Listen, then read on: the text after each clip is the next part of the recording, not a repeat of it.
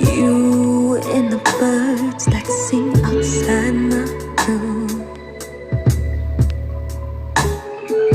I know it's you, 'cause no one's words could soothe me like you do. Did you see me grow?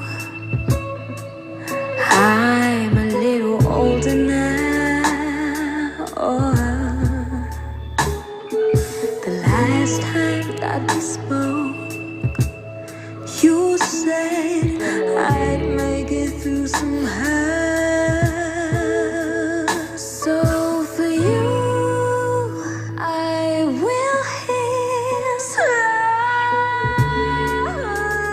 What you got going on, girl? For you, I'll move on. You stay with me. It won't happen overnight. Same. It may never happen. Try to make me some matcha real quick. But I'm slowly Some matcha. Guess I gotta make this day do what it gotta do. I'll dance with you one day on the moon.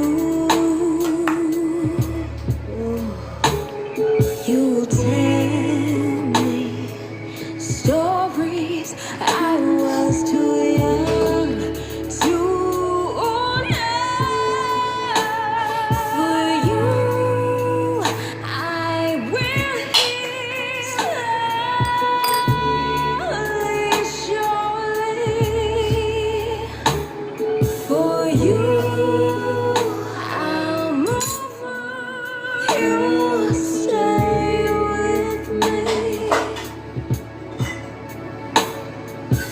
It won't happen overnight. It may never happen at all. But I'm slowly healing, 'cause you want me to. Summertime was nice while it lasted.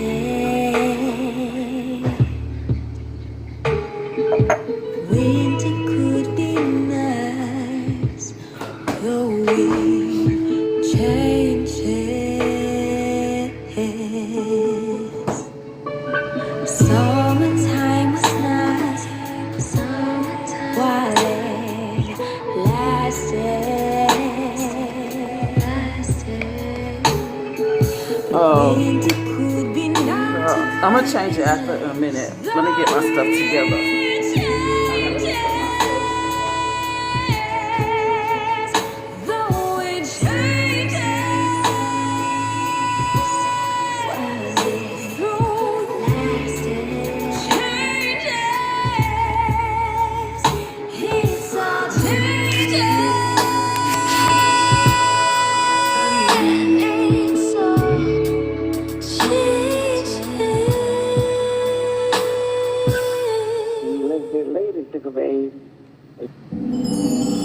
Open Sesame!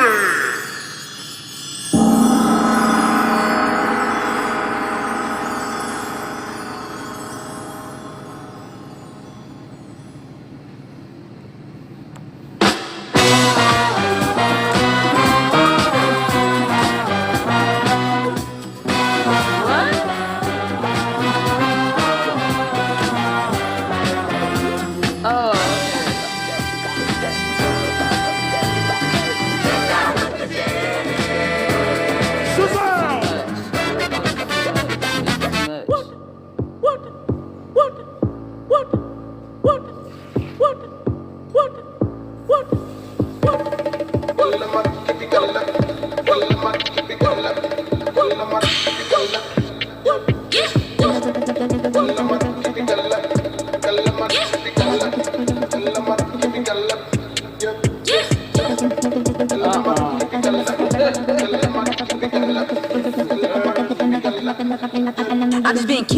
a pie, many nights I was down, nigga, I cried a lot. Turn my whole life around, find myself in the mirror up now, fuck it, I buy the block. Got a revolutionary mind and a spirit that's your core, it's a must that I guide the flock. Cause if we don't learn from the past, then the youngest gon' crash, dummy, how you gon' guide the rock? All my niggas up now, we up now.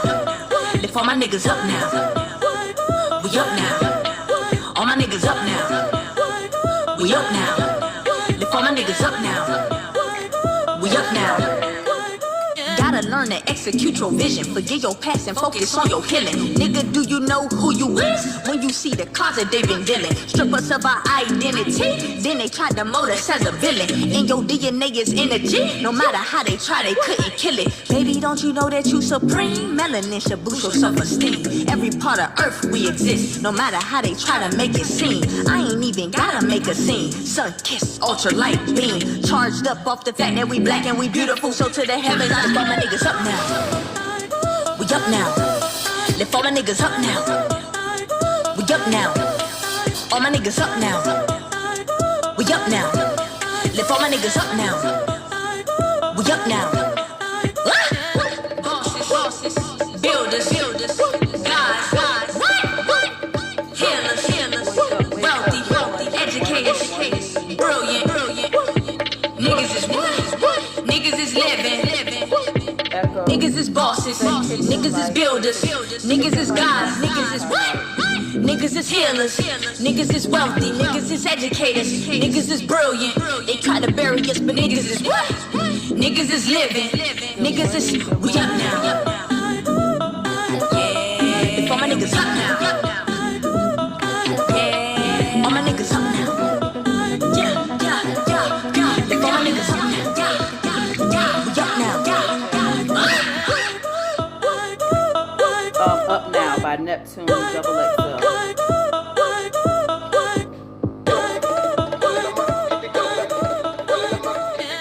Uptune by Double XL.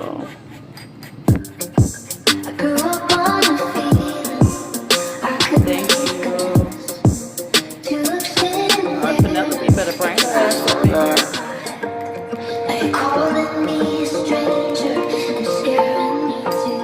I love this shit so much.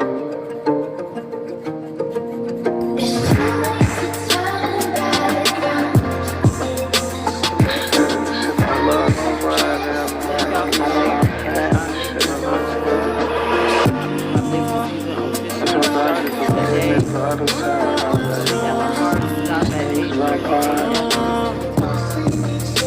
I got real war wounds on my life, feeling pain. Holes in my shoes came from walking through the rain. It's a real dirty game. Snakes look like friends. Solid shit might been for a blue Benjamin. Lost my right hand, that shit killing me the most. How I stay afloat with a hole in my boat. Niggas throwing low blows when you're back against the rope. Nigga try and play your clothes just so they can cut your throat. This life shit so confusing, I go for what I know. I never trust a nigga and I never love a hoe. Ain't nobody that I'm trusting. Drugs in my body, I don't wanna feel nothing. Pain deep inside me, I should've kept running. Crackers gotta free me to end the discussion. He mad by the feature, tell him motherfuck him. Mafia living, I got love for my youngins. Look glizzy out the window, pussy niggas get the duck in they taco. On the road to the riches, dodging potholes. You got the devil on your back, it's snakes in your grass, no need. Slow down, don't crash, no need. And it's so don't let her talk, everything changed on me. I don't fuck with them niggas, so they hate on me. Mama, this your baby, pray for me. I'm leaving again, but this time don't wait on me. I'm leaving again. This time don't wait on me. Don't wait on me. Don't wait on me. Fuck around, nigga. Fuck around, nigga. This time don't wait on me. Don't wait on me. Leaving again. This time don't wait on me.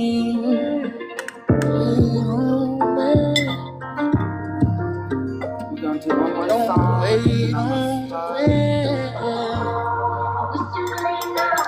Hey, I say yes. Thank you for the heart, please.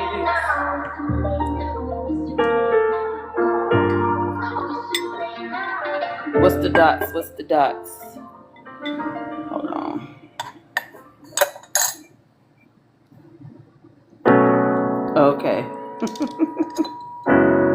What's going on, y'all? I don't really know what your perspective is on heaven, but for me, I learned that heaven is a frequency, and all of those frequencies are found within me. Well, we're gonna learn about him together.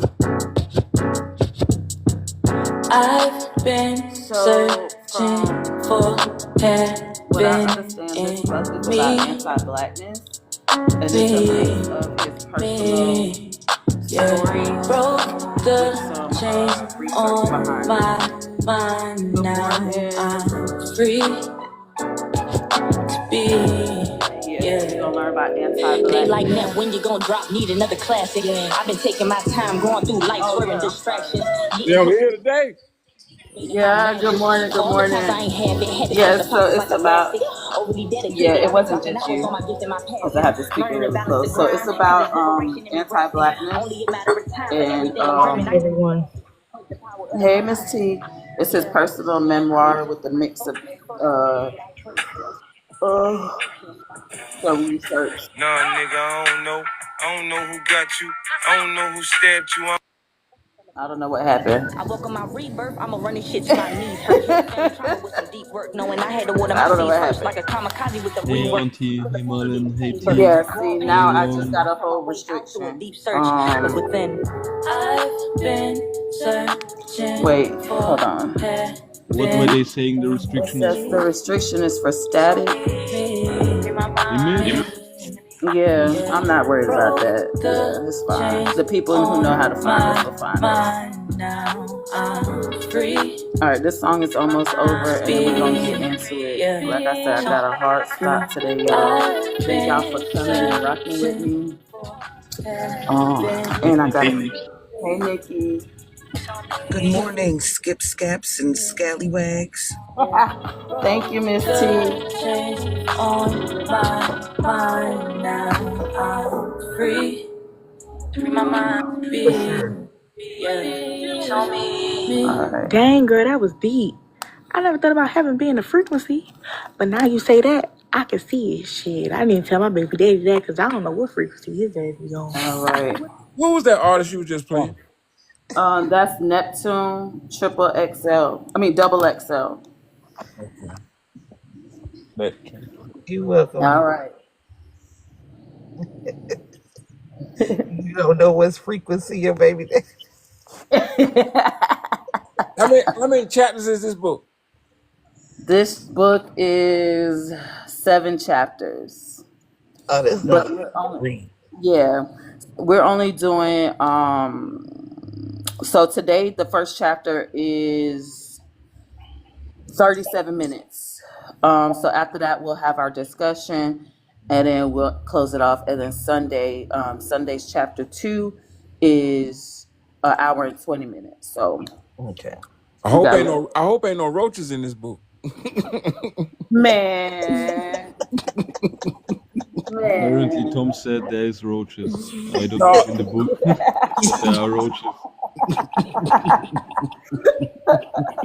Hey, Penelope. This was Penelope's choice, y'all. So I am open to, exploring different authors. It is British heritage. What British Black? What is it? What's over there? What we calling it? Yeah, what we calling it? It's Black History Month over there. Thank you. Black History Month over there. Right, why we got a Black British something? Yeah, thank you. Yeah, that's wild. Listen, Yo, I was watching the video. I don't know if someone shared it or if it was on my FYP. They said the British people are complaining why is nobody talking about Black History Month in over there in the UK? And then he was like, wait, why the fuck y'all not talking about it? They not saying nothing about it. They really not. Hey, DJ. February come, we all talk about it over here. It's Black History Month, bitch. Yeah. We get excited. We trying to extend it to March and shit. Okay, shit. And they got 31 days. We got 28. They got 31 days, bro. Now, how does that Come work? on, the way we'll be cutting up with them extra 3 days. Shit. Child, I'll be twerking on every white man table. Give me your money. You stupid. Y'all too Eurocentric. The way I be cutting up on this goddamn internet. Let's get to it. Go ahead and hit play. I'm gonna figure something out real quick. No one knows that all my pages are me. Cause DJ Banshee was like, "Oh my God, long time no see" to me yesterday, to Nikki Untamed. DJ, that's me, bro. That's me. Oh man. Ain't some more people coming? Ain't some more people coming? I mean, you can send out some invites, Ron. You know how to do that? Yeah. I got taught that the other day. Wonderful. You can send out invites. I do have a hard stop today at 8:30. Because I do have to participate in capitalism to keep these lights on. So I gotta go to motherfucking work. Why this thing saying they ain't got no friends to invite? Oh, I feel like you ain't tried. I am. That's what I swear on everything I love. That's what it's saying. How many you got? Let me go check. Hold on. And then after I'm done here, I'm gonna upload them on YouTube, so you guys will have access to it if you guys come late. But like I said, 8:30 is a hard stop for me. This chapter is a little short, so we have a little time to we can play with the time today. Yeah, so let's get ahead and get to it. Opening credits are 5 minutes, and then we jump right into the chapter. So here we go. Recorded Books and Recorded Books Digital present a human capacity, the power to be a subject of relations, is violently parasitic on Black flesh. Why Orlando Patterson's brilliant delineation of slavery needed to be abstracted in a way that showed how the human is not an organic entity, but a construct that requires its other in order to be legible. And why the human other is Black. I was about to type, I missed the sisters reading the last book already. Yeah. Oh my God, we can't get her to read every book.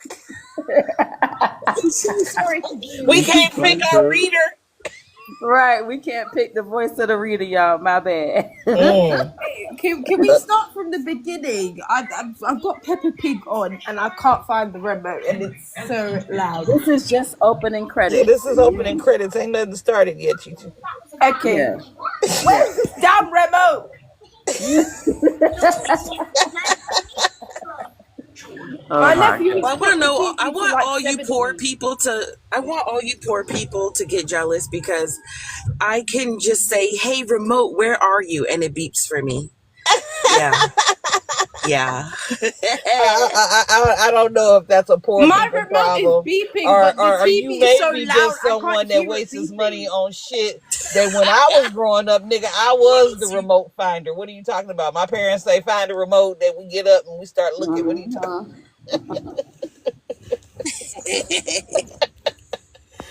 Oh man, that's funny though. All right, let me shut up. Am deeply indebted to the works of key thinkers who have also grappled with this highly controversial claim. Saidiya Hartman, Zakiya Iman Jackson, Joy James, David Marriott, Jared Sexton, Hortense Spillers, and Sylvia Winter. I took them to Germany, the way a zealot takes his Bible abroad. The idea for a book that would become a cross between creative nonfiction and critical theory came to me toward the end of my time in Bremen. For 8 months, my labors had been torn between a novel I was writing and the monograph I was funded to write. Without the freedom from teaching and administration, coupled with the library resources at my disposal and the intellectuals, activists, and artists I communed with, I might not have considered embarking upon a book that weaves the abstract thinking of critical theory with blood and guts stories of life as it's lived. the hybrid seed you hold in your hands. In addition, UC Irvine's Humanities Commons gave me a publication support grant that helped me in the home stretch. Bob Weil, editor-in-chief and publishing director of Live Right, is someone steeped in knowledge of the Black literary tradition from having edited some of the most influential Black writers of the 20th and 21st centuries. Not only did he bring laughter and friendship to our encounters, but he brought a unique improvisational literary vision needed to help me reconcile diverging characteristics of theory and storytelling, a project that many other editors might have found too daunting to attempt. Gabriel S. Kachuk, Bob's editorial assistant, is a jack of all trades who has yet to meet a problem he can't solve. My thanks also to Amy Medeiros and Dave Cole for the fine project editing and copy editing work they did. Peter Miller, Live Right's director of publicity, and Cordelia Calvert, publicity manager, worked tirelessly with Liz Cole of Evil Twin Booking and Book One, Epigraphs. I came into the world imbued with the will to find a meaning in things, my spirit filled with the desire to attain to the source of the world. And then I found that I was an object in the midst of other objects. Frantz Fanon. And I'm prized most as a vector through which others can accomplish themselves. Cecilia M. Cooper. Chapter 1. For Halloween, I Wash My Face. Part 1. A psychotic episode is no picnic, especially if you know you can't call it madness, because madness assumes a change in the weather, a season of sanity. I was moaning, sobbing. The crisp, disposable sheet that lined the gurney rasped as I shifted. I sat up when they came into the room. No one was going to strap me down. But I didn't climb down for fear of giving them cause. In the glare of fluorescence, they, the doctor and the nurse, were white as dust. The gurney rattled as I shook and cried. They didn't approach. They didn't call for help, not for themselves nor for me, a monstrous aphasic, too black for care. That's how I saw them see me, and my urge to save them from me eclipsed my desire to be cured. But I couldn't speak, not even to tell them that I wanted to protect them from me. Cluster bombs spiked in my heart. I clutched my chest and cried out. Did they take a step back? Is it your heart? The doctor asked. I wanted to laugh. The funny thing about a mouth is that it needs to close as well as open if a word is to be made. Mine wouldn't close. If it closed, I knew it wouldn't open. The hinges of my jaws made moans or howls, but not words. I thought, how funny is that? I answered him the words of a bird as its throat is slit. You keep clutching your chest, he said. Are you having a sharp pain somewhere in the region of your heart? I nodded my head. Tell me more, he said. But I felt my lips twisting grotesquely. I didn't want to start sobbing again. He told me to take my time. The nurse nodded gravely, as though she were peering at a pug-nosed puppy in a cage. I had an urge to answer her gaze with a pug-nosed puppy bark. As this urge grew, her sadness deepened. My bark and her sad, saucer eyes were headed for a collision. Ruff, ruff, give me a biscuit. My head was splitting and so were my sides, but not in the same register of emotion. Sir Belly Laugh rose up from my torso and met Mr. Why the fuck am I alive, who had fallen through my raging skull and landed in my throat. The sadness drained from the nurse's eyes. She was her frightened self again. The puppy love had morphed into her need for self-preservation from this hulking black mass with matted, uncombed hair and orbs of fireworks bursting from holes where the eyes should be. The doctor sat on the stool with one foot on the lower rung, one foot on the floor. But the nurse remained standing. He massaged a luxuriant eyebrow with his index finger and waited. "Laughter is good," he said. "Why don't you tell us what's so funny?" I wanted to say, "Would it be all right if I barked?" I realized, however, that I would seem crazier if I asked his permission to bark than if I showed some initiative and simply barked without making a big deal of it. I fell through a chasm of laughter and tears. No one had taken me to the student health center. I got there on my own. As I sat on the gurney, sobbing, fearing the fear of the world in the doctors' and the nurses' eyes, I could only answer one of their questions. "Is someone with you?" by shaking my head. "How did you get here? Who brought you?" Tears scarred my face in reply. "Did you drive?" one of them said. I shook my head. They noticed car keys in my hand. They still hadn't taken my pulse or my blood pressure. The doctor told me to rest. He said they would return momentarily. When they left, the fluorescent lights pierced my eyes like daggers of ice that hung from mansions in the winters of my childhood. I didn't trust my sense of balance enough to slide off the gurney and turn off the lights. I had no wish to lie face down with only this crinkling disposable sheet between the front of my body and a cold mattress which rebuked me like a dry cough when I moved. So I remained on my back. Roses exploded as my eyelids closed against the glare. Had I been shaving this morning when I snapped? I wore a beard, so no, I had not been shaving. But I knew it had started in the mirror. I was washing my face when a stanza of poetry came to me. It started with a sensation of heat on my face and tightness in my chest. The way I often felt as a child on those mornings when I couldn't face the taunting day at a white grammar school set back from the dappled waters of a long lake spotted with willow trees. My flesh hummed as though my shirt were made of insects, and the skin on my back shifted as it did when my mother closed the door behind me each morning. The memory of that frightened little boy who had answered to my name groaned in my ears like the echo of oarlocks on a calm, deserted sea.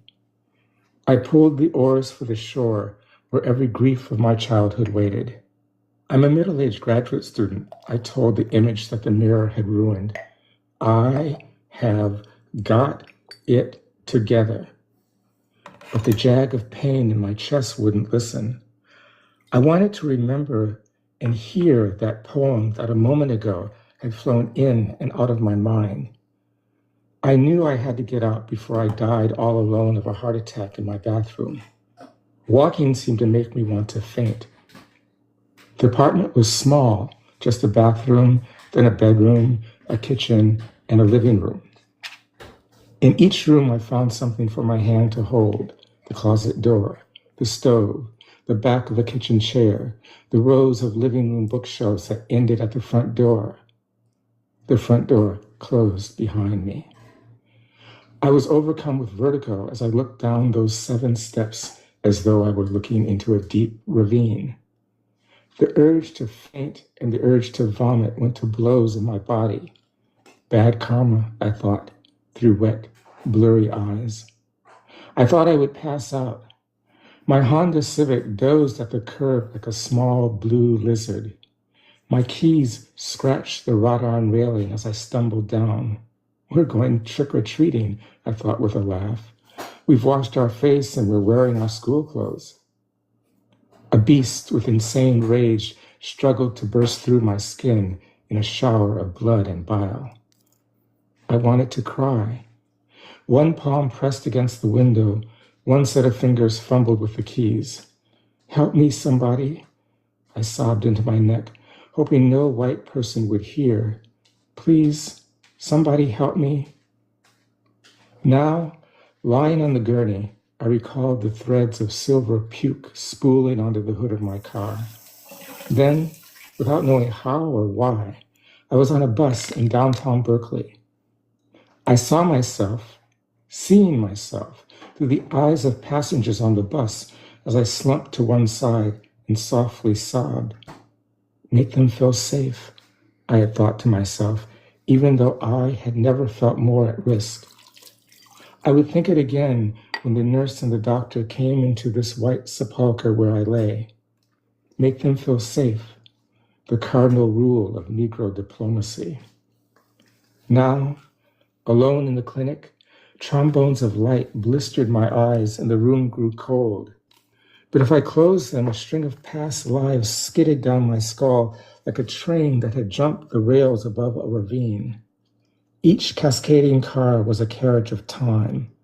The engine was the time of now, the time of this moment on the gurney. Then came tumbling down a carriage of time that carried my life in apartheid South Africa, where Mandela's promises flickered and choked like the last gasp of lampposts.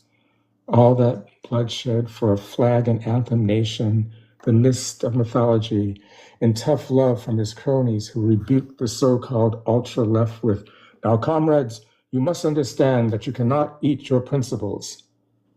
The next car that shot down the cliff face was the 1980s, a first-class compartment of nerves and ulcers. I was a newly minted college graduate who thought pain, like anything else in this life, could be traded on the floor of the exchange. For 8 years between graduating from Dartmouth and immigrating to South Africa to fight against apartheid, I worked as a retail stockbroker. The first Black stockbroker in Minnesota, I was told, by the sales manager who so proudly hired me. Part 2. Those 8 years all but ruined my health. The side of my face twitched and shuddered at will. An ulcer singed the lining of my stomach. My internist wasn't the first person to make this prognosis. Jasmine, a secretary at Merrill Lynch's head office on Wall Street, whom I'd met one summer during a month of training, had also told me that I didn't belong in that profession. She was right, and I knew it at the time. But money is a great motivator. Now I stood a good chance of spending all that money on long-term care if I didn't do something fast.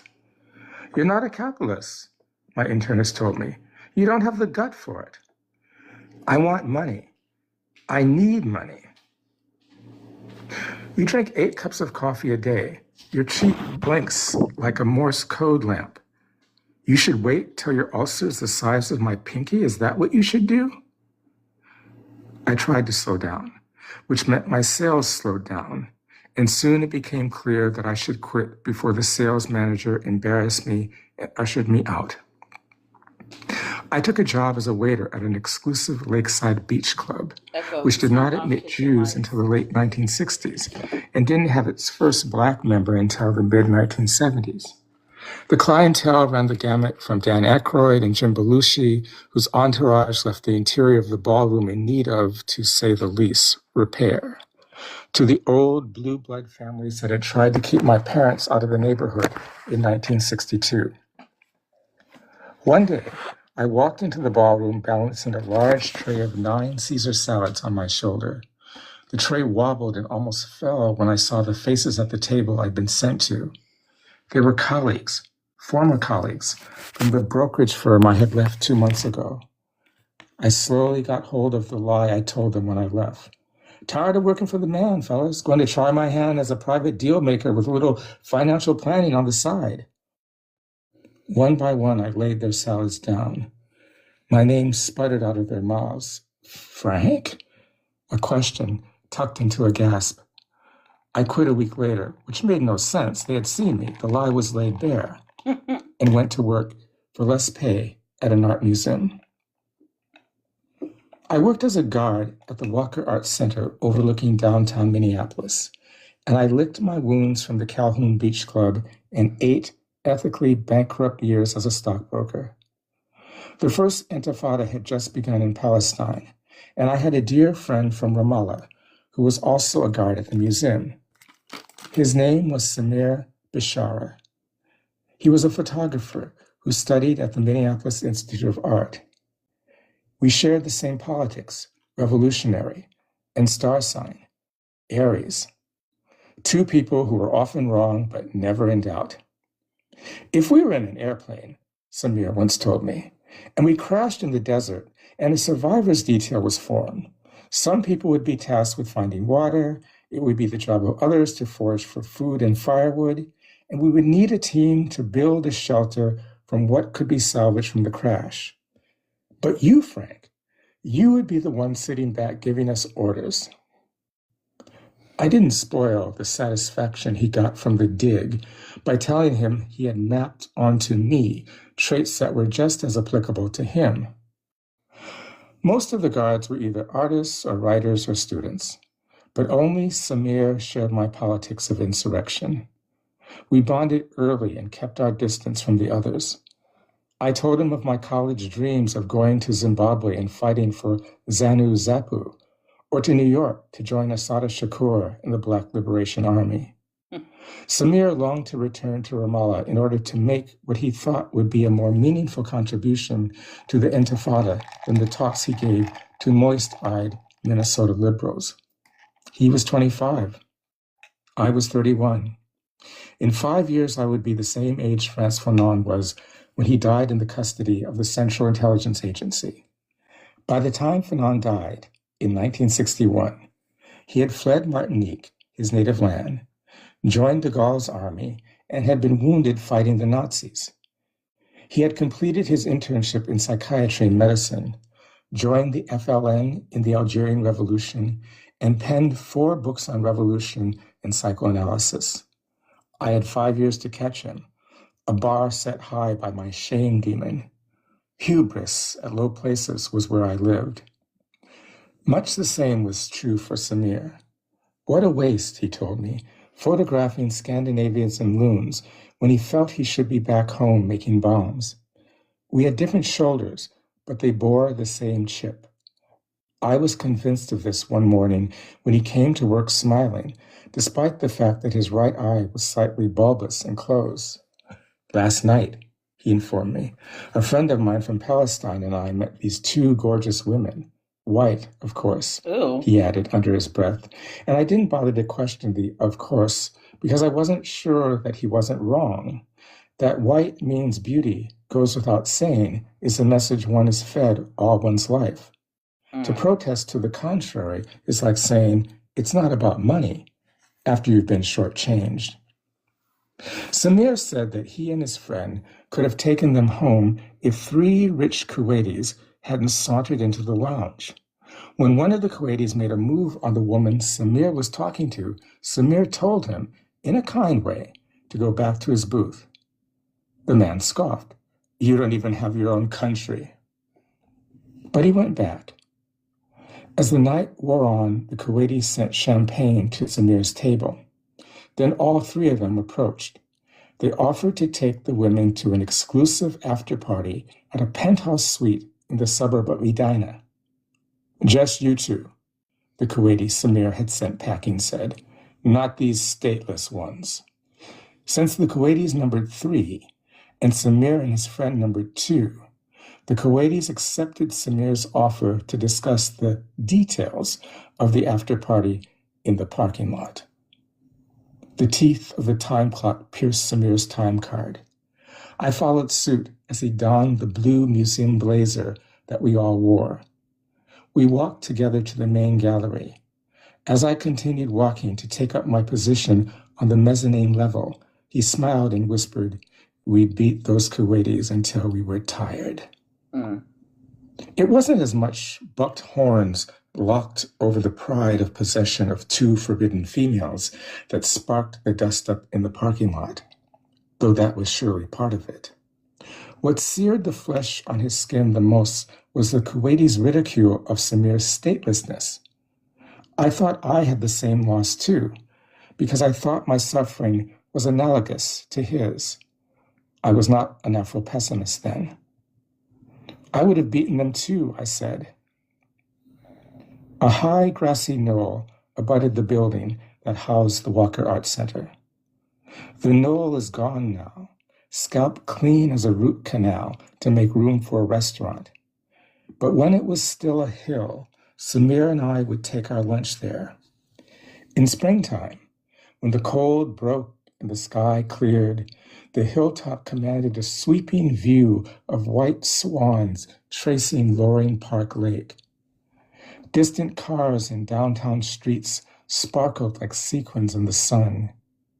And from that knoll, you could see the Basilica of St. Mary's copper dome corroded by melted snow and driving rain in a blue-green brilliance that made me think ruin was the only true object of love. The knoll was also a vantage point from which death in the making could be seen. Just below it was the bottleneck, an intersection where 3 streets converged into one, a place where some of the most horrifying collisions occurred. As a tween reading spy novels, I used to imagine the bottleneck as a stretch of the German Autobahn where John le Carré's ill-fated spy, Alec Liamas, saw 2 young children waving cheerfully from the window of a small car, and the next moment saw it smash between 2 large lorries. That hill was where Samir told me about his cousin who was killed in Ramallah, blown up while making a bomb. Wow. But he wasn't a suicide bomber. It was an accident. Samir blamed himself the way that survivors often do, no matter how near or far in space and time they are from their dead. He survived by being here and not there. My friend spoke openly as we watched the world below us rush by without even looking up to pay its respects. At one point, Samir spoke of being stopped and searched at Israeli checkpoints. He spoke in a manner that seemed not to require my presence. I hadn't seen this level of concentration and detachment in him before. That was fine. He was grieving. The shameful and humiliating way the soldiers run their hands up and down your body, he said. Then he added, but the shame and humiliation runs even deeper if the Israeli soldier is an Ethiopian Jew. The earth gave way. The thought that my place in the unconscious of Palestinians fighting for their freedom was the same dishonorable place I occupied in the minds of whites in America and Israel chilled me. I gathered enough wits about me to tell him that his feelings were odd, seeing how Palestinians were at war with Israelis, and white Israelis at that. How was it that the people who stole his land and slaughtered his relatives were somehow less of a threat in his imagination than Black Jews, often implements of Israeli madness, who sometimes do their dirty work? What, I wondered silently, was it about Black people, about me, that made us so fungible we could be tossed like a salad in the minds of oppressors and the oppressed? I was faced with the realization that in the collective unconscious, Palestinian insurgents have more in common with the Israeli state and civil society than they do with Black people. What they share is a largely unconscious consensus that Blackness is a locus of abjection to be instrumentalized on a whim. At one moment, Blackness is a disfigured and disfiguring phobic phenomenon. At another moment, Blackness is a sentient implement to be joyously deployed for reasons and agendas that have little to do with Black liberation. There I sat, yearning in solidarity with my Palestinian friends' yearning for the full restoration of Palestinian sovereignty, mourning in solidarity with my friends' mourning over the loss of his insurgent cousin, yearning, that is, for the historical and political redemption of what I thought was a violated commons to which we both belonged, when all of a sudden my friend reached down into the unconscious of his people and slapped me upside the head with a wet gym shoe. The startling realization that not only was I barred ab initio from the denouement of historical and political redemption, but that the borders of redemption are policed by whites and non-whites alike, even as they kill each other. It's worse than that. I, as a Black person, if person, subject, being are appropriate, since human is not, and both barred from the denouement of political and historical redemption, and needed if redemption is to attain any form of coherence. Without the articulation of a common Negrophobogenesis that relays between Israel and Palestine, the narrative coherence of their bloody conflict would evaporate. My friends and his fellow Palestinians' Negrophobogenesis is the bedrock, the concrete slabs upon which any edifice of human articulation, whether love or war, is built. Degraded humanity, Palestinians, can be frisked by exalted humanity, Ashkenazi Jews, and the walls of reason remain standing, notwithstanding the universal indignity of stop and frisk. But if the soldier is an Ethiopian Jew, pain gripped my chest. Samir and I were antagonists, not because as friends we were mismatched, not because our politics were incompatible, but because the imago of the Black is responsible for all the conflicts that may arise. For the libidinal economy that positions the Black imago as a phobogenic object saturates the collective unconscious. It usurps me as an instrument for, though never a beneficiary of, every nation's woes, even to nations at war. I was no Afro-pessimist in 1988. In other words, I saw myself as a degraded human, saw my plight as analogous to the plight of the Palestinians, the Native Americans, and the working class. Now I understood that analogy was a ruse. I was the foil of humanity. Humanity looked to me when it was unsure of itself. I let humanity say, with a sigh of existential relief, at least we're not him. To quote Saidiya Hartman, the slave is neither civic man nor free worker, but excluded from the narrative of we the people that affects the linkage of the modern individual and the state. The everyday practices of the enslaved occur in the default of the political, in the absence of the rights of man or the assurances of the self-possessed individual, and perhaps even without a person in the usual meaning of the term, end quote. Black people embody, which is different from saying are always willing or allowed to express, a meta-aporia for political thought and action. For most critical theorists writing after 1968, the word aporia is used to designate a contradiction in a text or theoretical undertaking. For example, Jacques Derrida suggests an aporia indicates, quote, a point of undecidability which locates the site at which the text most obviously undermines its own rhetorical structure, dismantles, or deconstructs itself, end quote. But when I say that Black people embody a meta-aporia for political thought and action, the addition of the prefix meta goes beyond what Derrida and the post-structuralists meant. It raises the level of abstraction and, in so doing, raises the stakes.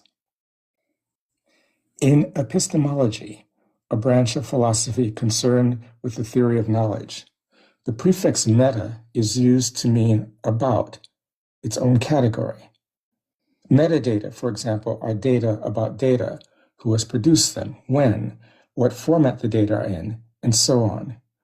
In linguistics, a grammar is considered as being expressed in a meta-language, language operating on a higher level of abstraction to describe properties of the plain language and not itself.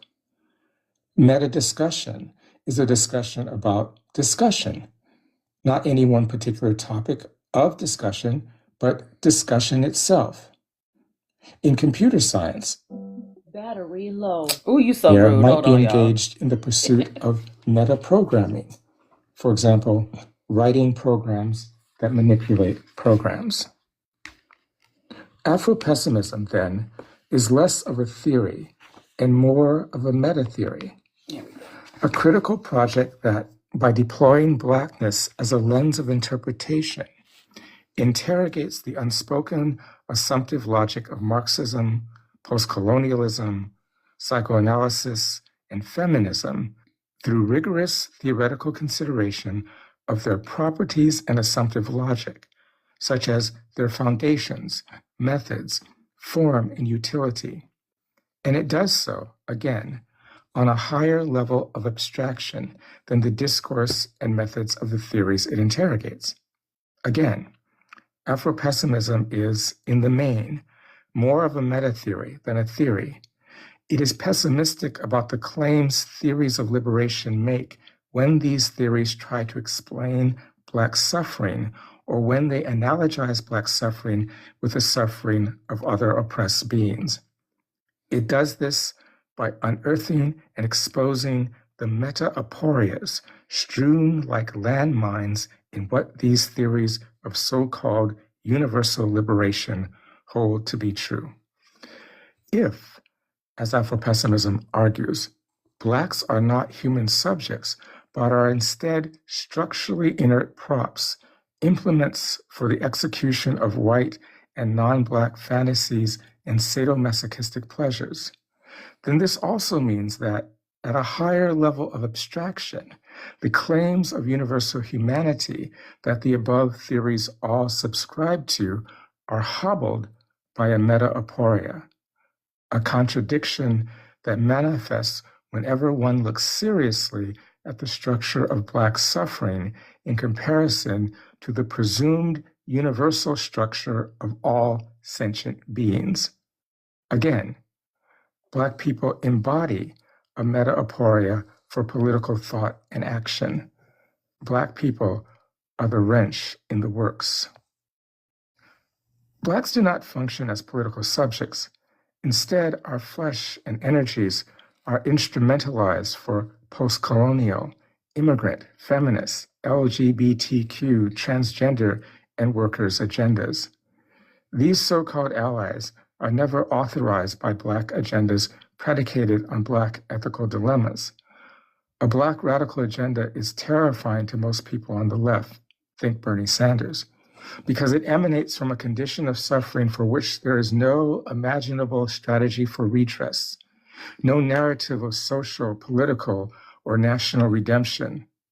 This crisis, this catastrophe, this realization that I am a sentient being who can't use words like being or person to describe myself without the scare quotes and the threat of raised eyebrows from anyone within earshot was crippling.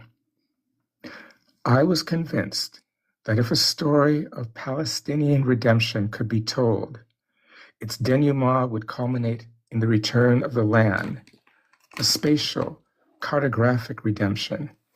And if a story of class redemption could be told, its denouement would culminate in the restoration of the working day so that one stopped working when surplus values were relegated to the dustbin of history, a temporal redemption. In other words, since post-colonial and working class redemption were possible, then there must be a story to be told through which one could redeem the time and place of Black subjugation. I was wrong. I had not dug deep enough to see that though Blacks suffer the time and space subjugation of cartographic deracination and the hydraulics of the capitalist working day, we also suffer as the hosts of human parasites, though they themselves might be the hosts of parasitic capital and colonialism. I had looked to theory, first as a creative writer, and only much later as a critical theorist, to help me create the story of Black liberation, Black political redemption. What I found instead was that redemption, as a narrative mode, was a parasite that fed upon me for its coherence.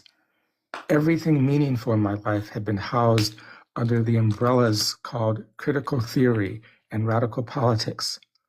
The parasites have been capital, colonialism, patriarchy, homophobia, and now it was clear that I had missed the boat. My parasites were humans, all humans, the haves as well as the have-nots.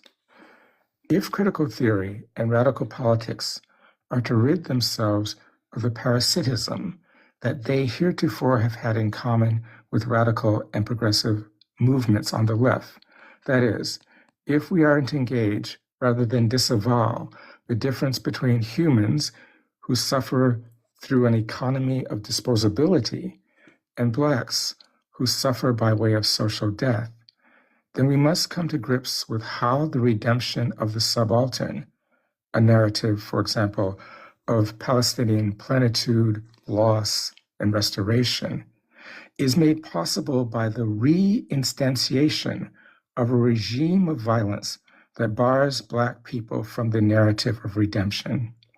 This requires A, an understanding of the difference between loss and absence, and B, an understanding of how the narrative of subaltern loss stands on the rubble of Black absence. Samir and I didn't share a universal post-colonial grammar of suffering. Samir's loss is tangible, land. The paradigm of his dispossession elaborates capitalism and the colony. When it is not tangible, it is at least coherent, as in the loss of labor power. But how does one describe the loss that makes the world if all that can be said of loss is locked within the world? How does one narrate the loss of loss? What is the difference between something to save and nothing to lose? Samir forced me to face the depth of my isolation in ways I had wanted to avoid. A deep pit from which neither post-colonial theory nor Marxism nor gender politics of unflinching feminism could rescue me. Why is anti-Black violence not a form of racist hatred, but the genome of human renewal? A therapeutic balm that the human race needs to know and heal itself. Why must the world reproduce this violence, this social death, so that social life can regenerate humans and prevent them from suffering the catastrophe of psychic incoherence, absence? Why must the world find its nourishment in Black flesh? Why? Part 3. When the doctor and the nurse returned, I was finally able to speak. They asked what had brought this on. I told them it was the stress of graduate school.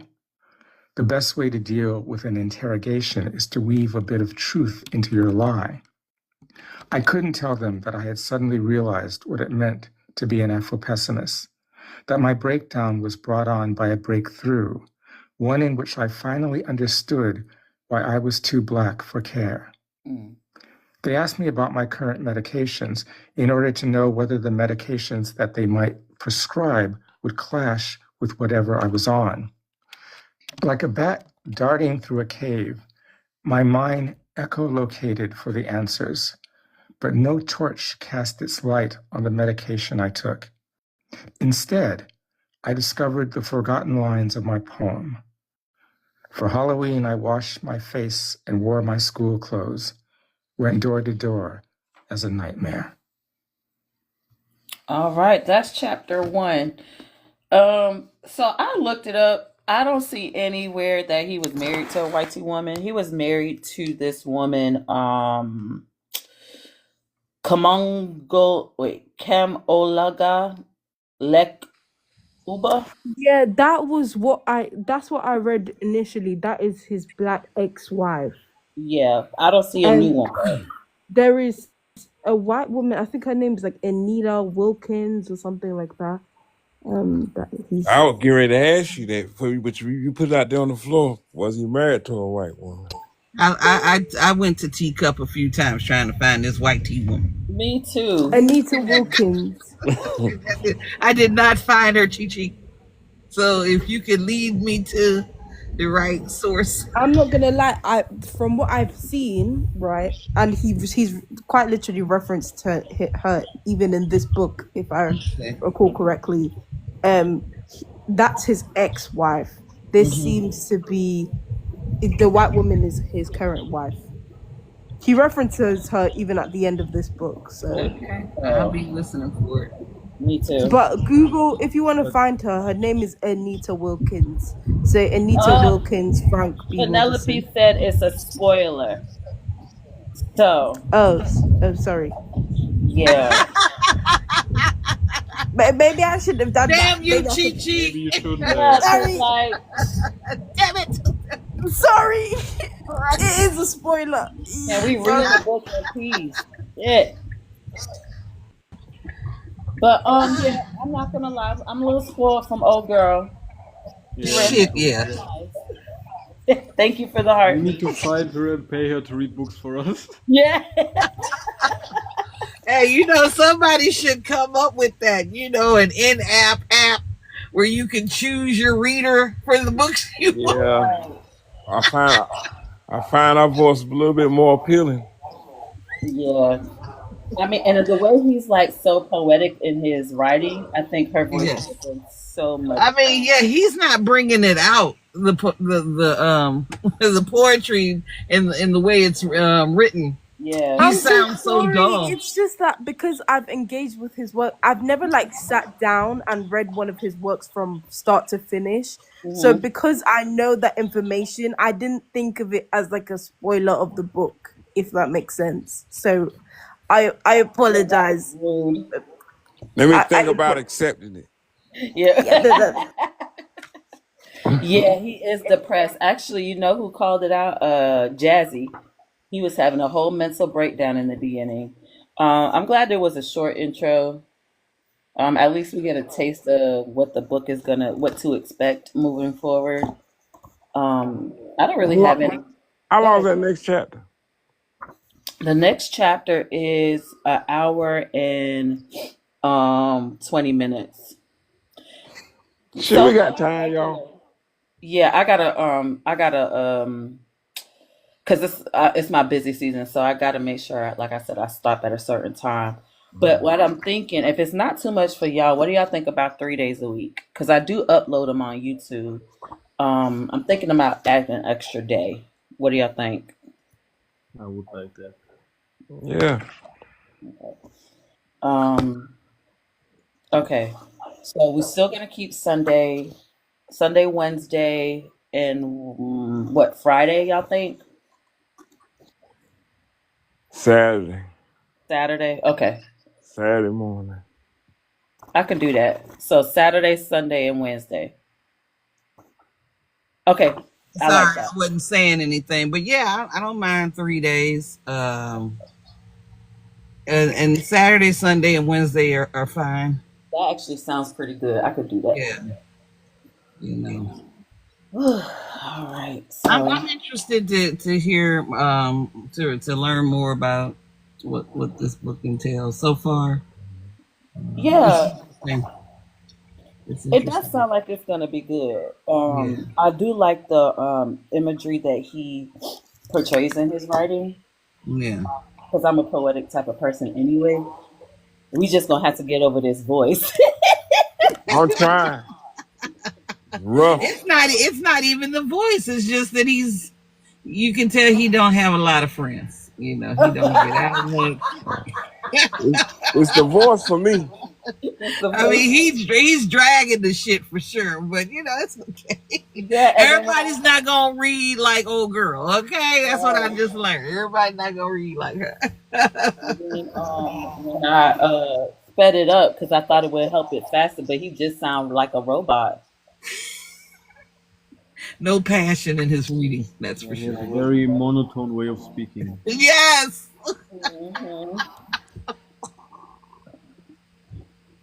Yeah. But I think it's going to be a good information. I think it's still going to be a good book. Yeah, I think so too. Thank you for telling me you like my background. I have to make it a little brighter, apparently, if I don't, or do stuff like this. Ooh. Jazzy said monotone as fuck. Yeah. Jazzy's funny. She talking is it she? Jazzy? Forgive me. I forget. She's talking about, oh yeah, monotone is cooking now. He cooking like in monotone. In monotone. So unserious. Yeah. We terrible. We going to hell. Listen, You going by yourself? Already there. We already there. What time is this first meeting? Oh God, I got a meeting now. Wow. Oh. Okay. I don't officially clock in for another hour. Everybody start hitting that screen, get them buttons up. Get them lights up. You getting it. You getting it. Hey, I'm learning. Yeah, you learning. My mom ain't ready no slow leak.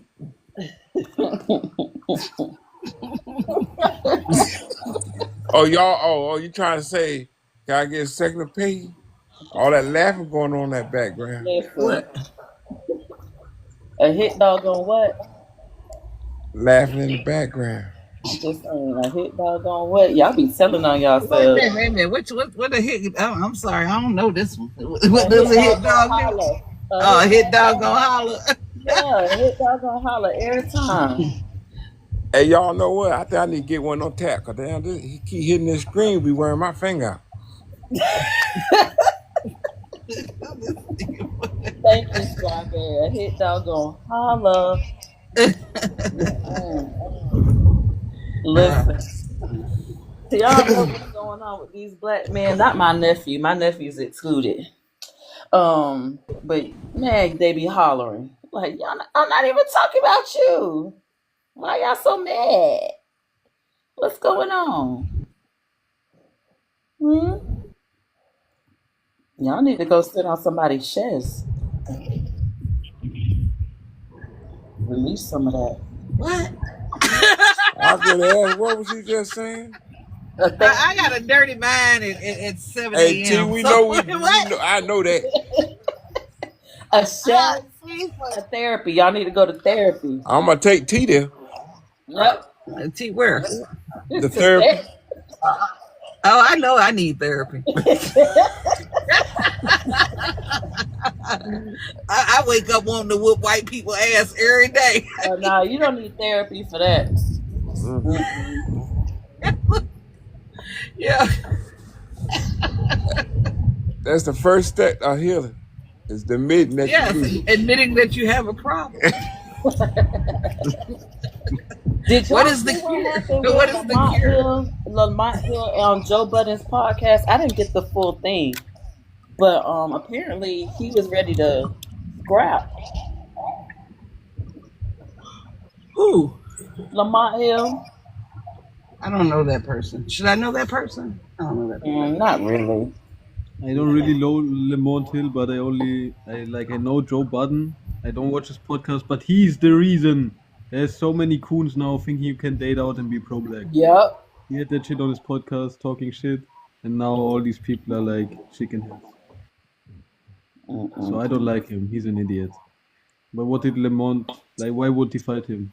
I don't know why they was about to fight. I just saw like a little clip. I'm like, oh my gosh, this is what we doing. Fighting on podcasts. Come outside. Come outside. I mean, you can't fight on a podcast or TikTok live. Meet me in the streets. I love all this hot head and I'm tough behind a camera. Right? Yeah. Let's drop some addresses. I don't like talking. I don't like doing a whole bunch of talking. Hands. Hey, look, I ain't gonna go to nobody house, but I'll let them come to mine so I'll be justified. Come inside. That part. Puno, how are you? Welcome to the panel. Hey, thank y'all. Hey, how y'all doing? All right, how you doing? All right.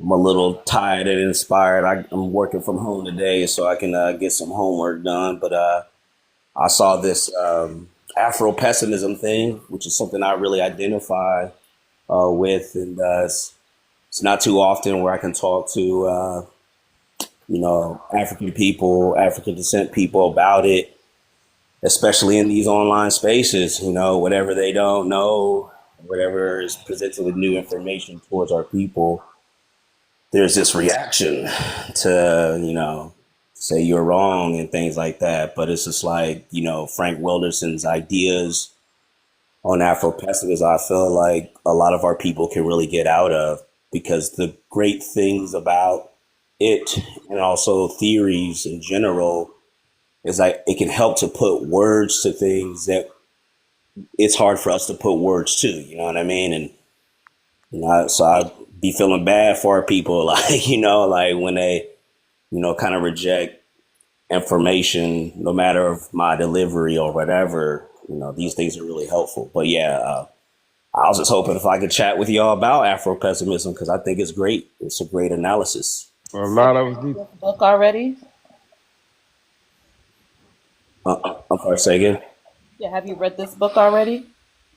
So I have to be honest with you. I read a lot of articles from Frank Wild. Okay, to answer your question, no. Okay. But I've read a lot of his articles, and also there's a lot of peer-reviewed journals that are kind of coming out that are really great, and also his lectures. Like his lectures I get more out of, or I'm able to walk away with a clear idea of his things or whatever. But the idea of Afro-pessimism it's really pushing a lot of boundaries, and I like that a lot. Oh, I just found out my meeting don't start till 9. That's great. You can hear the joy. Listen, the way I threw this headset. So I upload the chapters on YouTube after we're done. So if you want to catch up, we literally just started it today. It's chapter 1. But yeah, you're more than welcome to sweep through and give your opinion. So somebody give me the definition of Afro-pessimism. Oh, man. Oh, you asking? Oh, just everyone or anyone? I would just like to know what the definition of this. Well, pessimism for me is like, it's a critical theory, right? It explains how the whole conception of humanity, or what it means to be a human being, is contingent upon us not being human beings. So our whole concept of a humanity and shared humanity, that's all antithetical to our own existence, because the whole existence of the world, not the earth, but the world, is out of these social constructs, and these social constructs depend upon an other or unconscious. And we are the full embodiments of that because we are Black.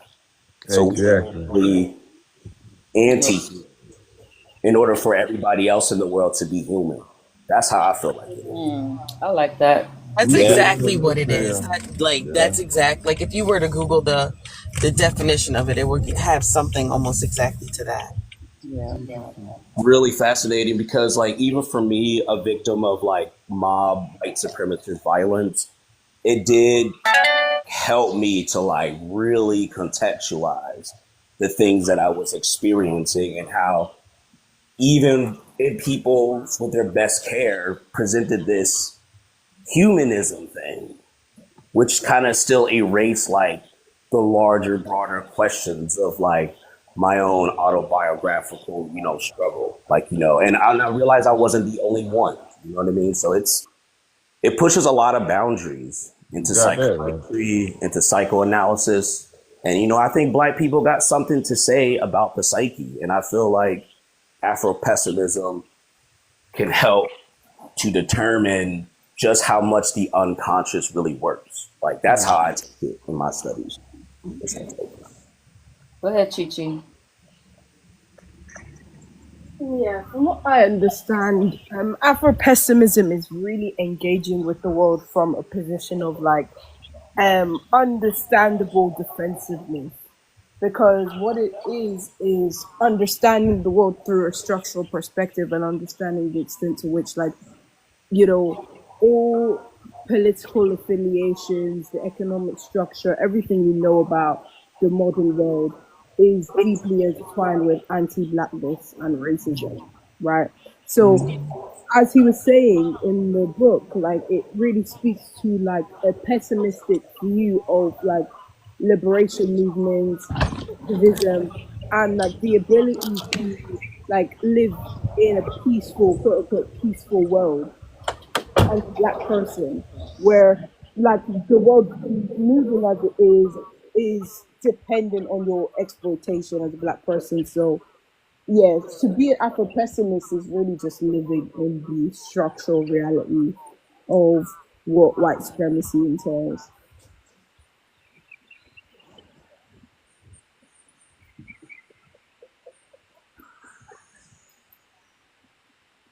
Thank you, Chichi. Thank you.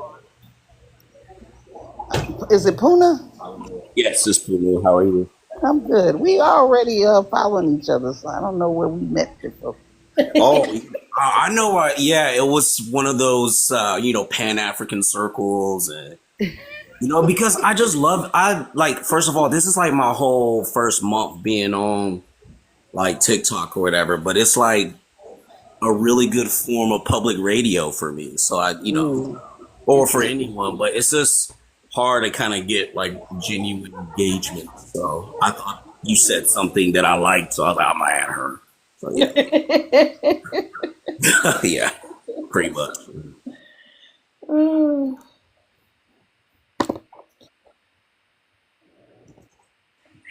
Where's that name from, Punu? It's from these people from like Gabon or whatever, and I found out that the DNA test is kind of like where people in my family come from. So, and I like the mask. I love collecting. So yeah, I like the Punu mask. It's like a mask and also a name of a people and like a society that was, interestingly enough, didn't have kings. So it's just like, that's really interesting. Like, there's African societies that existed that didn't have kings, like, so I kind of like stuff like that. Sounds interesting. Yeah. Definitely sounded familiar. But that's cool. That's cool that you're able to do that. I kind of like that little soft intro to the book. At least we know what to expect. We'll be back Saturday morning. Y'all still want to do it at the same time? 7 o'clock. Well, yeah. We're still cool, right, guys? Right? We're still cool. Bringing up old shit before I remember. Okay. Hey, Puna. I only got bits and pieces. I'm sorry, I'm working already. That mask looks like there's a particular tribe, I cannot think of their name, but they wear makeup to impress the women. Oh yeah, the Fulani men. Yeah. Yeah, that's really interesting though, because with the mask and those men, these are like different concepts of gender though. You know what I'm saying? That existed in Africa, So like it gets really interesting because the Punu mask is like this genderless I guess totem for a people, but it expresses itself as a woman, but it's still like genderless or something. And then, so it's just really interesting. I really want to start reading this book that this Nigerian anthropologist wrote, something about like Africa and gender, because how we think of gender in America and in the West is what's causing all these problems. Yeah, Samuel Jackson, Red Pill, or it's not Jackson, Samuel, Mr. Whatever. Samuel, what's that dude's name? Come on. Yes, Kevin Samuels. Is that what you're talking about? Just be. bro, I just be ready to put my hands on these kind of men. Like, I just be like, somebody already did. He already gone. I really crash out on like men like that. Like, it's no, for real. Like, it's a problem. I just, like, what are we doing? Like, you can't throw everything he's saying in the trash now. no, I'm gonna say everything. Don't get dropped. I'm going to say everything. Because it doesn't it only just highlights the realness of the power struggle between two struggling, underdeveloped adults under patriarchy. That's what it is. Like, Chi-Chi has the image of my favorite teacher, feminist scholar, Bell Hooks. Like, you should read Bell Hooks' books, man. Like, they're powerful, to really kind of break up this weird tension. And Kevin Samuels, he died on top of a non-black woman, bro. Like, who wants to live like that? He unalive. He rented a room from a white woman in Atlanta with a leaky ass BMW. Like, is that what we want? Manhood? Get real, brother. Come on, brother. Fruits in the chat, y'all. Fruits in the chat. And then he say some shit like, "What do you bring to the table? What is he bringing, bro?" Yeah, I'm like, apparently he's bringing heart failure to the table. So. We are the fucking table. We are the table. The sooner y'all realize that, the better. Black loving adults, bro. We bring the table. Weirdos. To the table. That's what he's I'll just be, me and my daddy be going, yeah, bro. I was just Jim Crow dudes, bro. Terrible. Because, like, when this whole system falls apart, you can't trust men like that. Who gonna tell them? They're going to side with the nationalists because they already got the thinking. Yep. They're soon to be race traders. They're going to be the new thugs. Don't like them, bro. I don't. They don't say it when black women tell them that. They sure don't, and they don't even correct white men when they insulting black women. Exactly. Oh my God. I'm gonna stand up for my sisters. And then get mad at us for doing something that they have been doing the entire time. Choosing outside of their quote unquote race, and I would never do that. But but me and my daughter, we were talking about it the other day. And I told her that we were talking about dating outside your race on Nikki's panel. And she was like, "Mom, you dating outside of your race?" I said, "No, I'm not. My husband is black."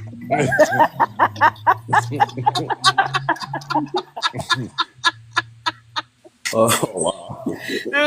I'm confused on what he's African. Nigga, that's still black. What are you talking about? Like, what? Like, God save her. Oh, boy. Good on you. Wow. But, but black men, say stuff about me being married to an African, to a Nigerian. Like, are you shitting me? Y'all been dating and marrying white women for how many decades? I wish you would have something to say. At least I'm still choosing black. Mm-hmm. I just need a black that's not so, and I'm gonna offend my brothers and sisters in America. I don't care. My husband is not a diluted black. He knows who he is. He stands in it, and I can respect that. These soft niggas, excuse my language, fruit in the chat, who are being raised by women who do not know how to raise strong black men.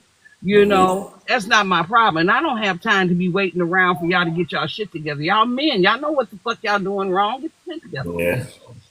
Man up. Mm-hmm. They don't like to hear that, though.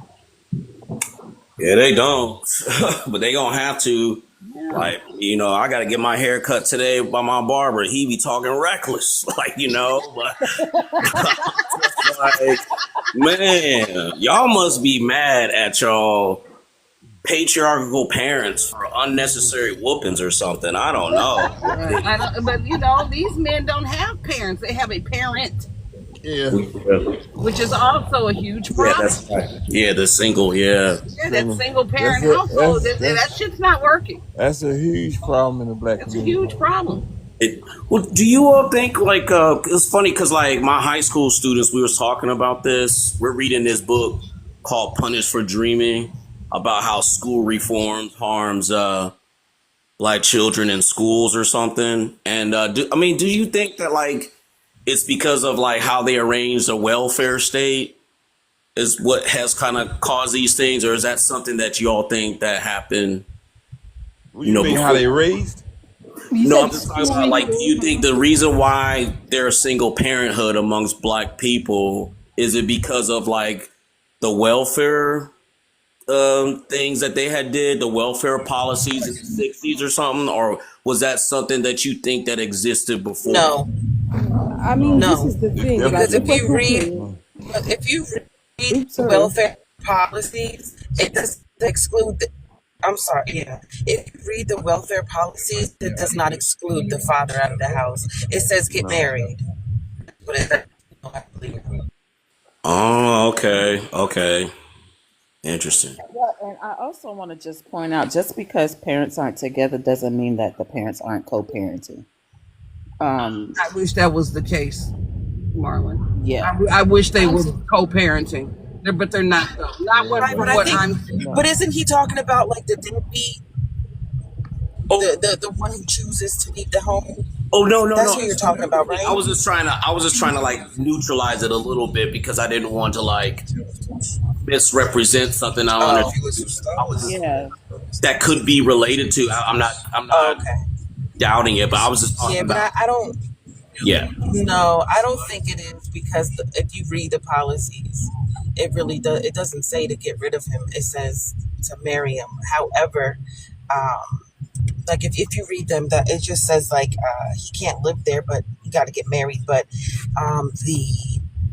you are going to get less with two people in the home if one is working. You will get less, but I don't believe it's solely based on that. Absolutely not.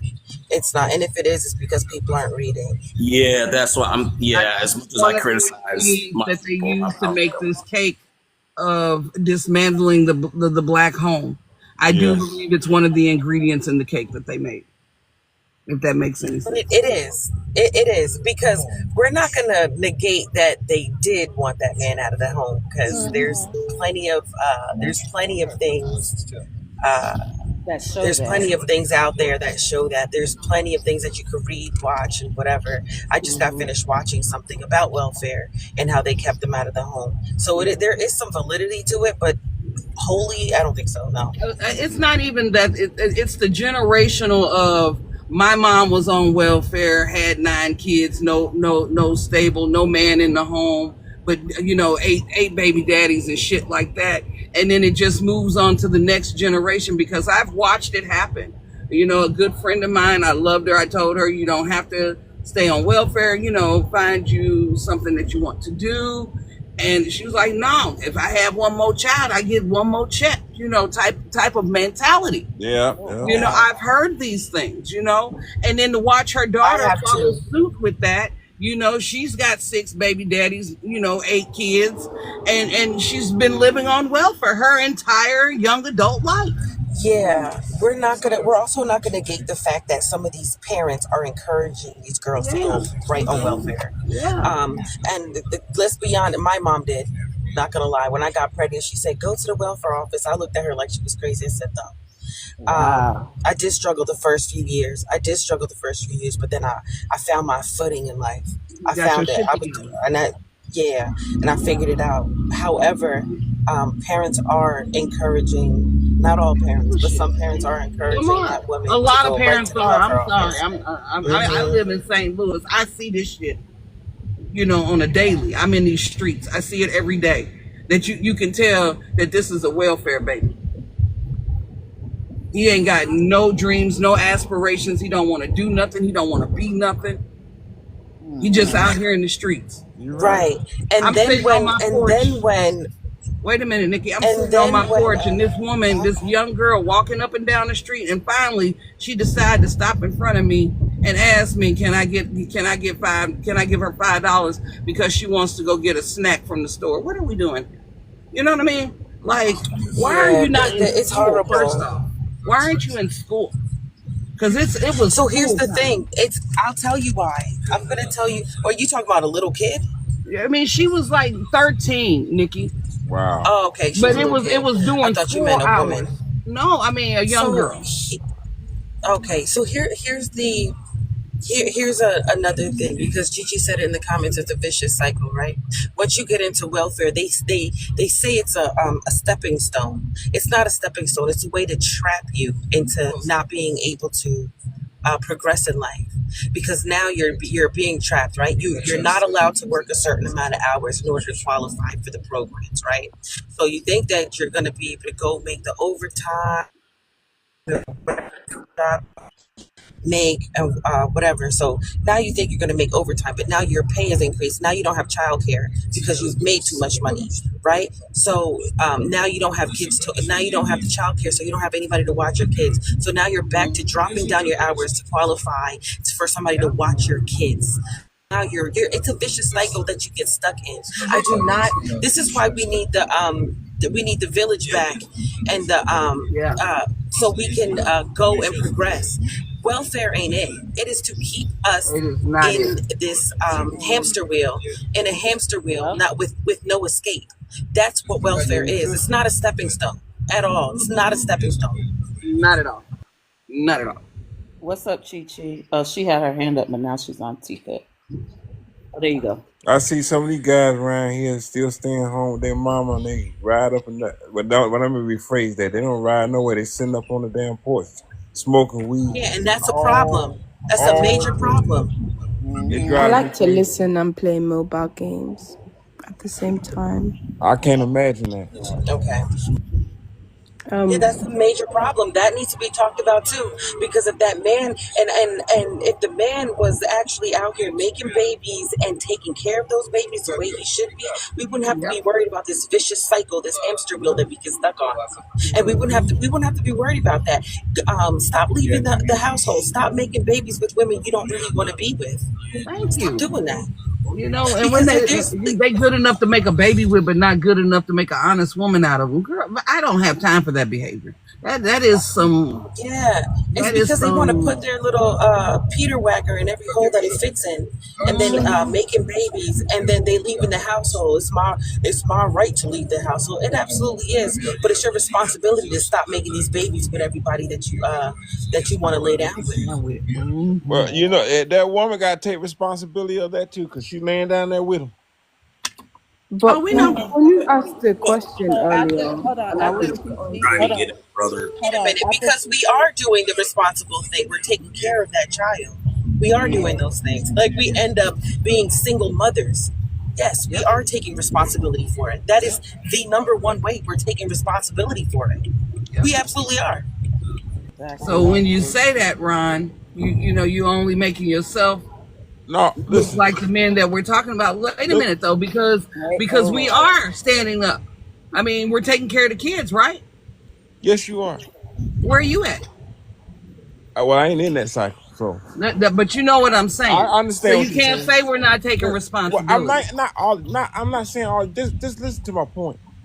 I'm listening. Now, if she's gonna sit there and keep going through the same cycle, you got to find some standing point where you got to say stop. Don't sit there and just keep constantly. Women don't make that mistake continuously. Most women do not do that over and over and over again. But men are. Most women don't do that over and over and over again. Wait. But that's not what's happening. But Ron, you gave an analogy, and after this, I'm gonna get Chi Chi and then Puno.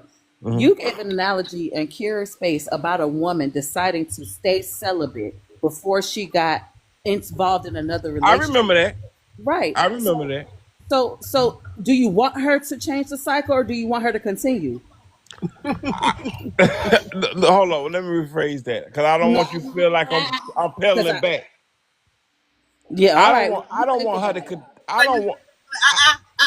Listen. No, if she meets a good man, let me put it that way. Let me shut the hell up.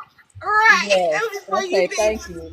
Go ahead, Chichi. And I'm gonna kick your ass into. I mean, I'm not gonna lie. I don't agree that you should shut the hell up. I think that if you have a problematic views, then vocalize them. I'm not gonna lie, because this is the thing. Like, this is the problem in our community. There are people who have. So what he said was that there was a woman who had three children, and I think, did she have 3 baby daddies? I can't remember. Yeah, But then every last one about 3 different. yeah. And then the next relationship, she decided that she was not going to have intercourse until she got married. And it was like, oh, that's a problem. I'm like, wait a minute. No, the definition of insanity is doing the same thing and expecting different results. So because she changed her That standard part. for herself, now it's a problem. Like, you guys got I to love pick. how we all say that, even though it's not true. Like, oh, the definition of insanity is that this is that. I love how we all do that. But anyways, continue. Go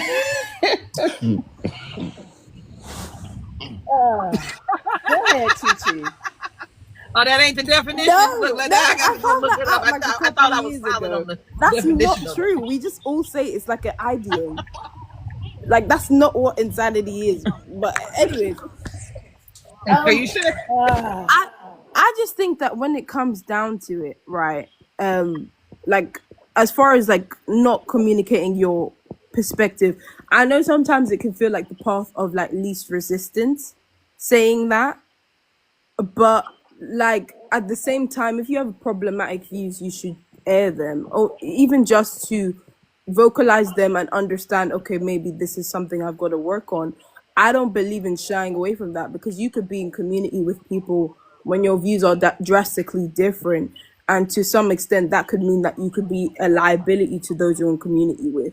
I'd rather just say my bad take, receive my lashes, and keep it moving. Like, you know what I'm saying? Like, because how are you ever gonna learn if you're just kind of saying, oh, like, no, I'll just shut up now. Like, no, be honest. If you have a bad perspective, then you can only learn that it's a bad perspective by being honest about it. But That's like me.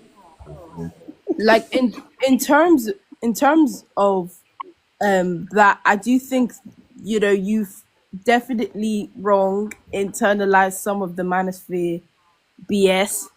I mean, that was clear to me when I'm hearing, oh, you know, we can't discount everything Kevin Samuel said. I mean, what I did say that. what You, did You Kevin did Samuel say say that. that we can't still discount? imply that, brother. You did say that. Now, you saying you didn't say that? Because I you mean, did say that's that. what I'm saying. Why are we surprised? Why I are we said I did. surprised? I said I did say that. Yes, you did. Yeah, But this is what he I'm saying. Like, I would have liked to, I mean, not to go on a tangent, but I would have even liked to know what Kevin Samuel said that you believe that we can't discount. Because I think that is really the crux of this situation now. But before we get into that conversation, I wanted to speak to what Punu was saying earlier. Punu was saying that like in terms of reform, you were saying something along those lines, and I had a response, but I can't remember the question. Can you just rephrase the question, please? How old are you, Chi Chi? 19. And your memory already this bad? So you don't get to my age to been to forgot something that somebody said 5 minutes ago. That's but my short-term I'm messing memory with you, is beautiful. I'm just teasing. Yeah, we running out of time. Thank you, Strawberry. Go ahead, Puna.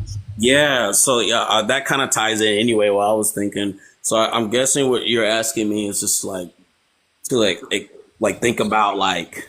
You said the point about reform. Yeah, that's right. Yeah, because like for me, I don't know if I made this clear the first time, but whenever we think about reform, like we have to like.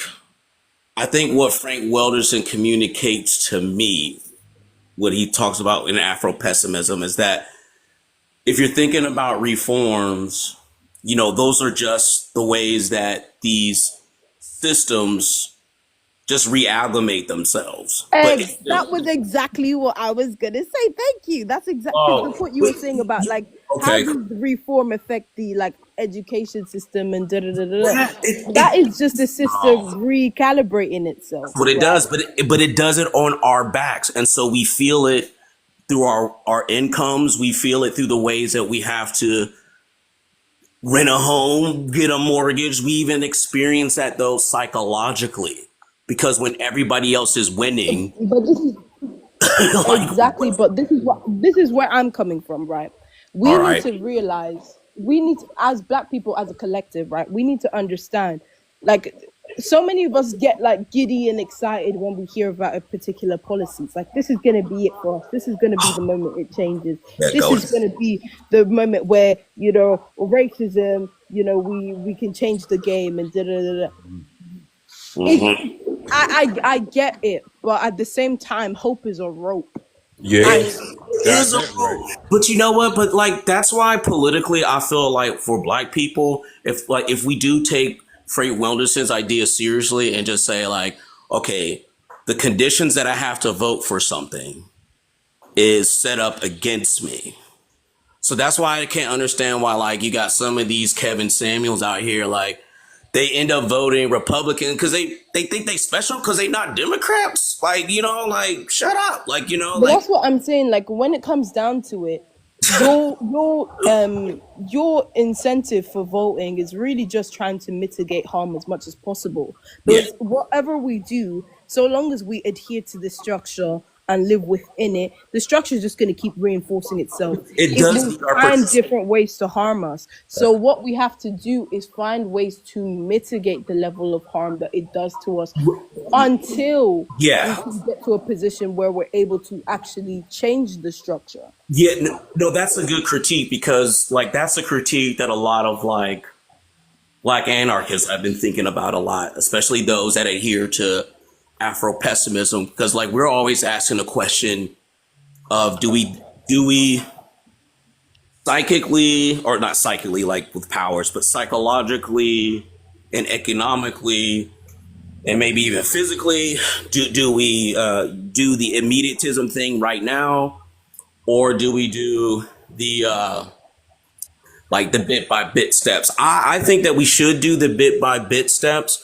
But like, if it's not connected to like Black people's labor power, then it's not going to work. So like for me, I just think that we have to consider the ways that like, you know, wealth is accumulating on itself based on where we're at. And like talk about policies. I didn't hear not one Black Democrat, not one Black Republican, not one Black TikToker talk about the great wealth transfer. Where basically these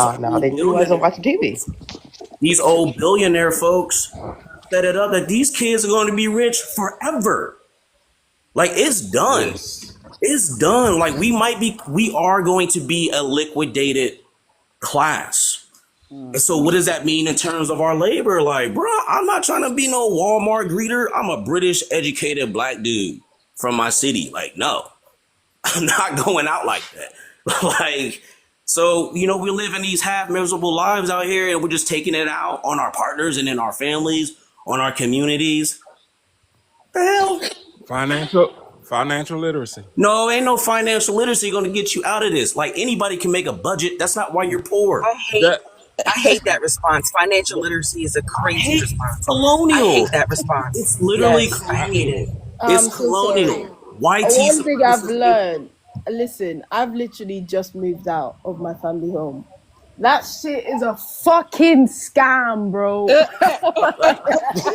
Big shit scam. is a fucking scam. Here, financial literacy. That's happy slave talk. Yeah, you need finances to promote that financial behind that financial literacy. There's so many reasons why financial literacy is a crazy response.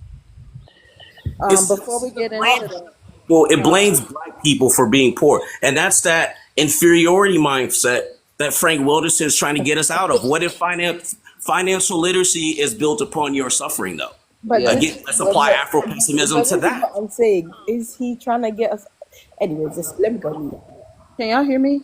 Yes. Yeah. Okay. Jelly, go ahead and say a little piece, and then Preach. Wait, actually, before you go, Jelly, Preach. Can you give us your age, race, and what brought you to the live? Hey, I'm 29. I'm Black American. I came in because I saw y'all discussing the concept of Afro-pessimism, and it's something I've been grappling with personally. So I just wanted to engage with you. Okay, cool. Man, ain't that nice? Go ahead and say your little 1-2s before your Wi-Fi go away. Going in and out, that's for sure. Yeah. Jelly. Y'all can hear me? Now. What's going on, everybody? What's going on? I have Afro-pessimism right now. What you say? I have Afro-pessimism right now, but I really only have it for 4 groups of people. Everybody else, I think, will be fine. But us, it's over. And I do genuinely feel like that. Yeah. I do not believe that we'll be able to pull ourselves out of this, the 4 groups. I don't think we'll be able to pull ourselves out of this. Honestly, I don't even think the British will be black in 30 years. The French, they won't liberate to a damn thing. I don't really think black American people want to be liberated. I don't think that anymore. And yeah, I don't think Canadian people know what to do. So yeah, I do think that the Afro-pessimism is real. And I think that honestly, if you are ambitious, and not just ambitious in conversation, but if your ambition translates into actions, I do think that this is possibly one of the most uninspiring times to want to be a part of liberation. I think that when you look back and you figure out how many of those people died in passed away in absolute poverty, you don't want to do it either. And then also when you think about the fact that niggas who don't have no idea what to do keep telling you what you need to do, I don't see it. But I do think that Afro-pessimism should be a phase. So I think I'll pass it soon. Agree with Oh, a and lot also somebody who talked about financial literacy. No black candidates talked about the way. That's not true. Most of the black candidates, their whole thing was about the wage gap. But this is the thing. A lot of people need you to say words for them to understand exactly what you're talking about. If you would have read a lot of people's policies, a lot of their policies were about addressing the wage gap. They didn't explicitly say, hey, y'all, I just want you niggas to know this is so that we can close the wage gap. But because they didn't say that, niggas who don't know a goddamn thing didn't think that anything was about the wage gap. What did you think a $12,000 housing credit was? What did you think all of these, what do you think Kamala Harris entrepreneurial plans for black men were? People don't, even if you're talking about some of the smaller candidates, right? Like somebody ran against Jim Clyburn, a black dude named Malik Addison. What do you think he was pushing for medicalized hemp for? What do you think that was for? And so I think because a lot of people don't understand real politics and they're listening for buzzwords, which is another reason why I have Afro-pessimism. They don't think that the Democratic Party had anything to offer them. Meanwhile, the whole MAGA side or red, whatever, y'all didn't actually vote for anything. You niggas voted against everything. You didn't vote for anything. And voting against something and voting for something are different. Yeah, may I say something to Jelly Bean for that, if that's cool? To that? Yeah, after that, I see Preacher's off his mic. Oh, yeah. Just to clarify, like when I was talking about the great wealth transfer during that time, during the Trump administration. But yeah, in general, if I were to apply Afro-pessimist thinking to, let's say, Black Democratic Party, right? Like them offering these public goods, I think we do got to ask, like, even more, get involved in more deeper, critique of these things. Like, I'm from Ohio. So I was going for Nina Turner, who is actually absolutely for those things. And so what ended up happening was she didn't get elected, even though I voted for her to be, state Congress or wherever. Her opponent, who was a neoliberal, Jim Crow neoliberal, was a black woman at that. So what I do think that we have to understand, if we're going to get public goods from these crooks, then what we should do is to make sure that it's community controlled, because a lot of times I think that what the Democrats end up doing is that they end up sheep herding us into political apathy. But I think that you're right. I'm not saying that, you know, either side are a better choice, but it is obvious that the public goods are definitely going to come out of the Democratic Party. But yet, you know, who knows where neoliberal Jim Crow is headed? You know, America needs a new Jim Crow. So you can definitely see more economic nationalist policies. I don't know if it's just for the whites only, but I think our level of political engagement is going to have to be the absolute community control of public goods. And if candidates aren't for that, then they're not for us, and we have to expose them, dispose of them politically, and make sure that they don't represent us at all. So that's how I feel. All right, go ahead, preach. Yo, so I don't know if I want to engage with Afro-pessimism as a value system. I think that I think Angela Davis talked about her understanding of Afro-pessimism, and I agreed with what she said, where she essentially, and I don't want to misquote, so I'm just going to paraphrase here, but essentially questioned the validity of feeling like we are in a fixed state as Black people across the world to always deal with eternal anti-Blackness. The systems haven't been in place forever. There's a time where they weren't in place for a long time, but I think another thing she pointed to was that, you know, oppression is worldwide. It's global. A lot of people face different forms of oppression. And although what we're dealing with is wide spanning and systemic, it's not to say that it's something that we individually are the only ones that are going to deal with it or will have to deal with it in our lifetime, right? I grapple with trying to understand how I'm going to continue to live my life. And I'm sorry, my dog is playing with her puppy, but I mean her toy, but live my life with underneath these oppressive ass regimes. And I know I don't like them. And I know that largely the world is against me and everybody who looks like me, right? I've seen evidence of that. My worry is that in this pessimism, I'm now seeing large swings, largely on TikTok, FBA panelists, Pan-Africanist panelists that are going towards more authoritarian or conservative leaning viewpoints, whether they realize that or not, right?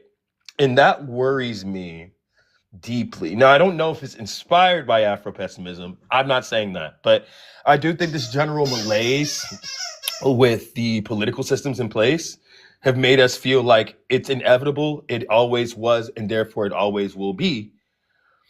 And that's been the case for the past 500 years. So that is daunting. And I don't want us to discount that. But I do want to look towards a future where we can live freely. And I don't think we live in that world right now. I don't think a lot of people are really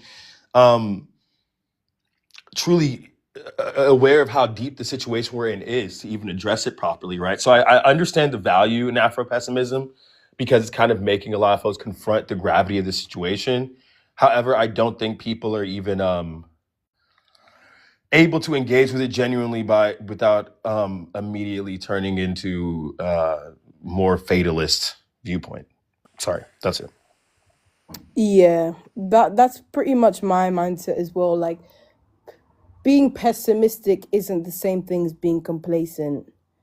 And I feel like a lot of people who are too, I would use the word cowardly, to want to, like, you know, fight for radical change, right? They will hide behind this notion of pessimism to hide the fact that they actually just don't want to do anything, right? It's kind of like what I was saying before, like, Afro-pessimism is just a constant state of defense and is entirely appropriate if you understand, like, the structural reality of the world that we live in, like white supremacy and how it works. We as Black people do have to operate from a constant state of defense. So as a Black person, I don't understand how you don't adopt an Afro-pessimist view. I'm not going to lie, right? But that having an Afro-pessimist view doesn't mean that I'm just going to roll over and unalive. It doesn't mean that I don't believe there are things that can be done to, you know, to dismantle the structure. I just choose to look at things from that perspective because that's the best way to guard myself and our community, right? So I think that people confuse the two because they're afraid of doing the work. Well, simply they don't want to. They'd rather assimilate whilst pretending to be critical of the structure that they are assimilating into.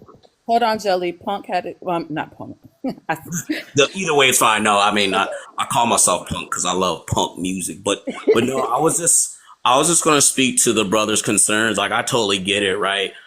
I was really interested in how he connected, Afro-pessimism to the totalitarianism, and I can see how that lineage of logic, could kind of collapse into that. But Afro-pessimism, that's a study of FBA as a phenomenon. It's a result because of the same system that Afro-pessimism is trying to destroy. And I think one of the ways that we could learn from Afro-pessimism is like see it as it's trying to say that the whole world, the anti-Blackness is a structure that is shaping reality.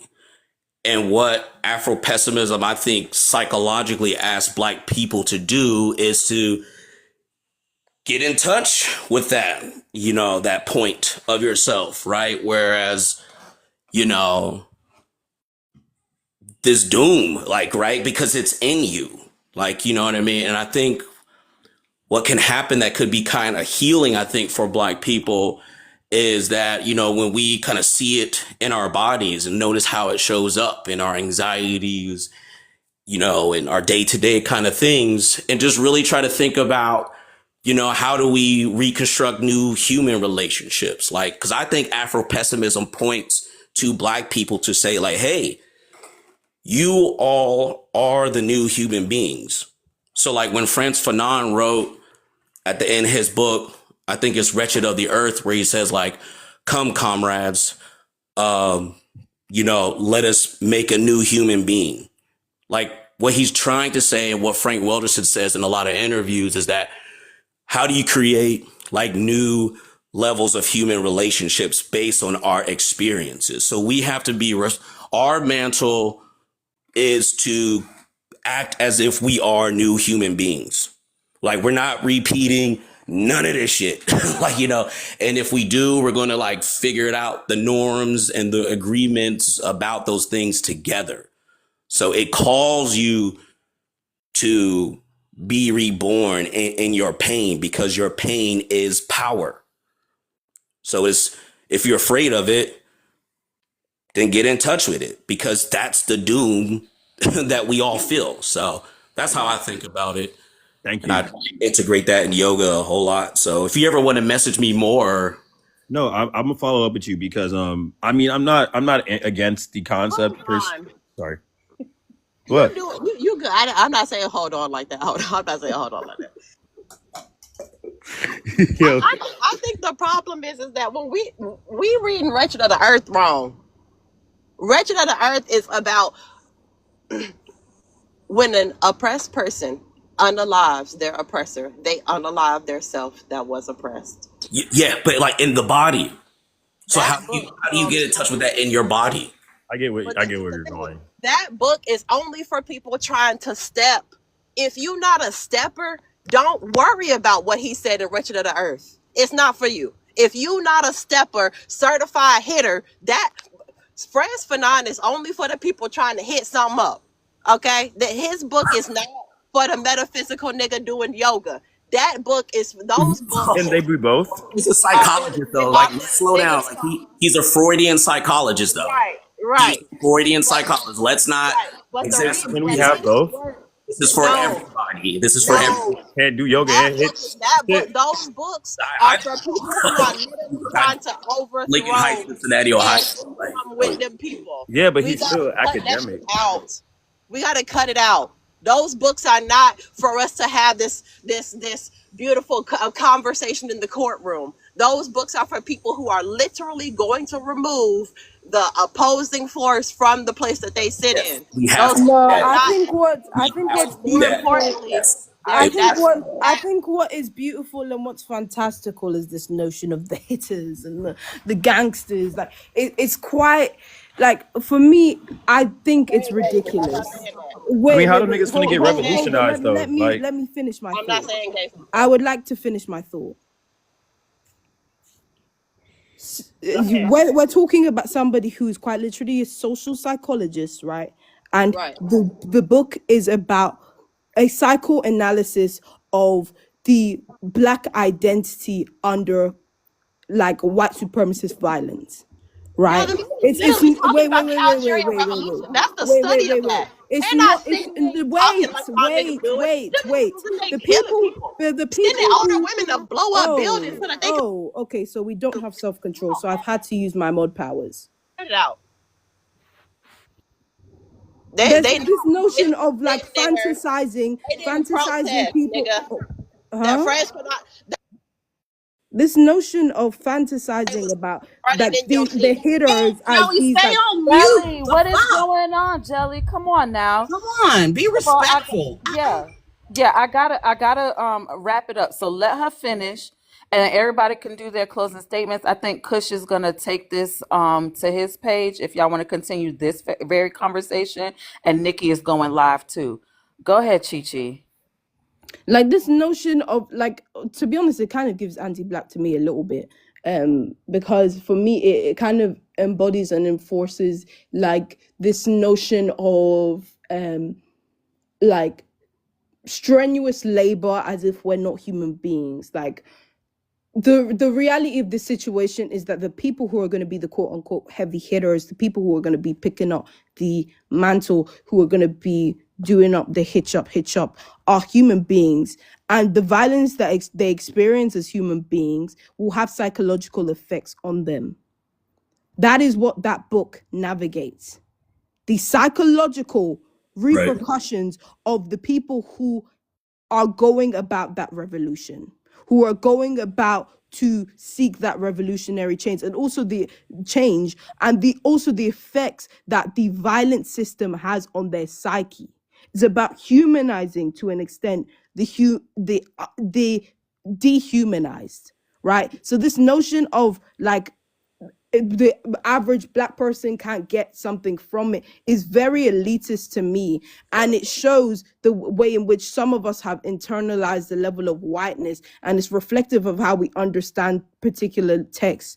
I believe that book is for the people, because it's the people that will be fighting for their rights at the end of the day, right? So anyways, anyone who wants to talk can talk. That does not sit right with me at all. None of that. See, I was finna just I gotta dip. I gotta drop.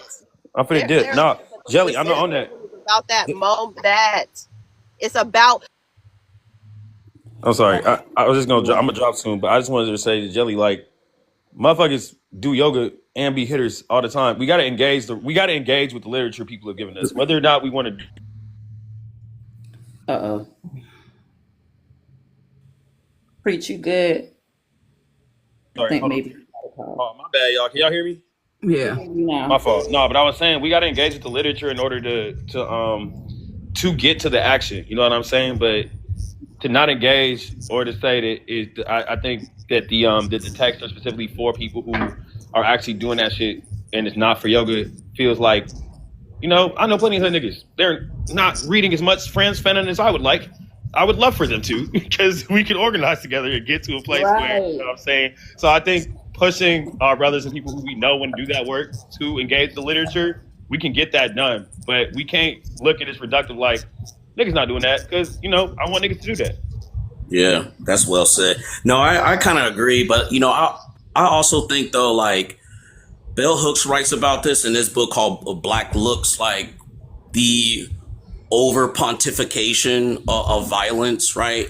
Like, and sometimes I do wonder if, you know, black folks collectively are having a difficult time using those moments where we praise the actual violence instead of thinking of, because violence, for Fanon, how I read it, is supposed to transform you, kind of like baptize you literally into thinking about new forms of relationships. So it's just like, but if you're not thinking about new relationships, and I argue like kinship models, which are very much an African thing, Ubuntu, I am because we are. If you're not producing relationships based off of that after you confront the violence, then you should stay dead and don't be reborn. Like, at the end of the day, it's supposed to set you free. But like, I feel like Black folks don't know how to like process, channel those particular frustrations, those anxieties into actual national liberation. So I feel like Fanon's work is all about from the psyche out, or from the body out. So the whole insult on yoga, if you ever read, Black Skin, White Mask, he says a yogic kind of prayer. He says, "Oh, my body, make me always a human being that questions." So Black folks need to get into their bodies, asking these questions, and use those archetypes to awaken you for revolution. So it's inside the psyche and out always. And I'll end with that. Thank you. Real quick, because like I said, I gotta jet out of here. We'll be back Saturday morning at 6 a.m. Eastern time, Sunday and Wednesday. I'm sorry, y'all. I really like the way the conversation's going, but like I said, I gotta pay these bills. I'll catch up with you guys on Saturday. I appreciate you, Marlon, and everybody what you had to contribute this morning. Yeah, Thank it was you. really good.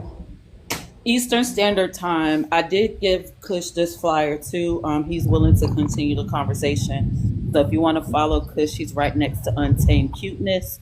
Untamed Cuteness is going live too if you want to go tussle. So I don't know. I had a good read this morning. I feel like tussling. Nikki, what topic are you using? Look, I can't wait to see what Nikki's prompt is going to say this morning. It's gonna be that last topic that I can't say what it is right now because I'm vrooming, but it's gonna be that last topic if y'all remember. Okay. Oh, let me show you this before we go. How about turn? Y'all know I be a little auntie-ish when it comes to turning these things on. Turn my camera around. Take off my backdrop. Shout out to Penelope. She's the one who chose this book for this book reading. Look at that. Ooh, So that looks really nice. Thank you. You're You welcome. do that so quick. Yep. I like But yeah, thank y'all for coming through. I really like spending time with Black people. Where we can Why do white people stink? They just got out the car. Why do white people stink so fucking bad? I gotta air my car out now. Off rip. I gotta go to the car wash. Yeah, I'm doing Uber. Bruh, why they fucking smell like this? Why do they smell like that? Saturday. I'll see you Saturday. As soon as they got out the whip. Take care, Marlon. Take care. Bye, y'all. See y'all Hey, Saturday. love y'all Send it to guys. you, too. Thank you, beloved. No Take care. problem.